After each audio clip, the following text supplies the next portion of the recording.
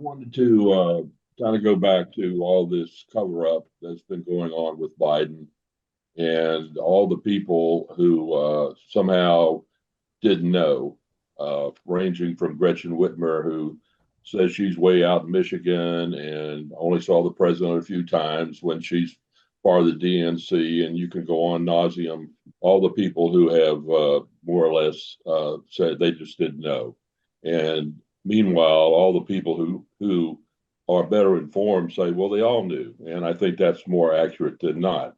And so, to me, that is a greater threat to our democracy than January 6th Yeah. because it's ongoing, it's persistent.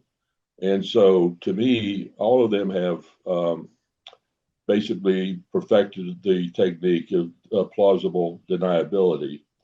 And the thing that keeps coming back to me is a visual are the three monkeys that hear no evil, see no evil, speak no evil.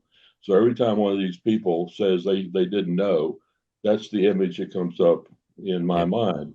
So my concern is that as time goes on, all this will drift away and the deniable plausibility will just kind of fade into the sunset, and all these people will stay in their relative positions and achieve some level of national credibility or maintain the ones they have. And I think there ought to be some way, and I'll use the word branded. This group has to be branded in some permanent way so that we, the average person, have some way to describe it. And I'm old enough to remember when there was the military industrial complex, Yeah. and that was used as a way to negatively associate people with an activity that others didn't approve of.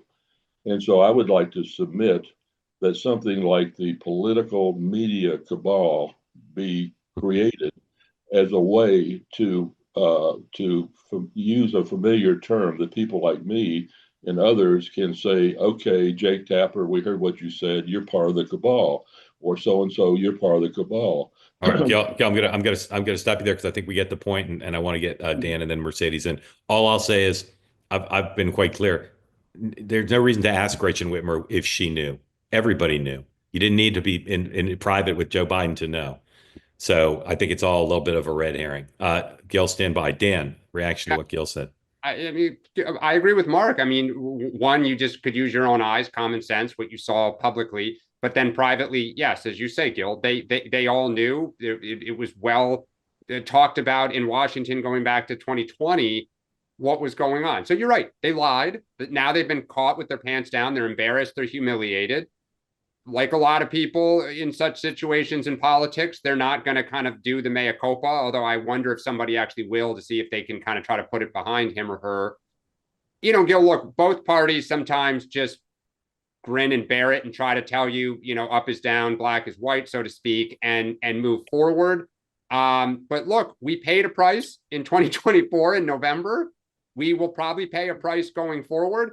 And I can give you some comfort that I'm sure J.D. Vance and anyone else thinking of running for president in 2028 will bring this up early and often with a catchy nickname, probably provided by your current president. And we'll see if Democrats can move past it. Mercedes, you got a good idea for branding on this one? I'm not going to help them brand. No, I know. I mean, let me hope, tell you, hope Gil brand the cabal.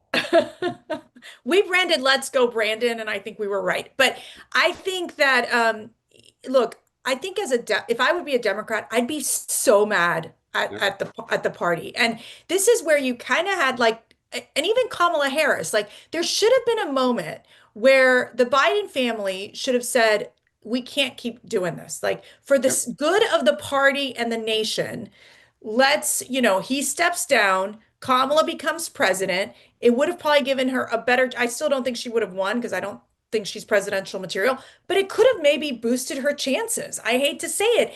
And you even see Joe Biden in his latest interviews saying, well, I could have won, like if I would have stayed in. They're still holding on. And one of the things that this swampy town with, and this, both of you, Mark and Dan, that you got to know when it's time to get off the stage. And for Joe Biden, it was clear to all of us, and even to my Democrat friends, that they were like, he's just not there. You go to the meetings and it's very clear that there's cognitive decline. And the mere fact that they tried to keep propping him up, I think was just something that is just, even for the country, it's just a betrayal to the country. That was a delicious video experience. I think you'll agree. Now, what you need to do in return for getting to enjoy that is hit the subscribe button, be part of the two-way community, never miss a thing.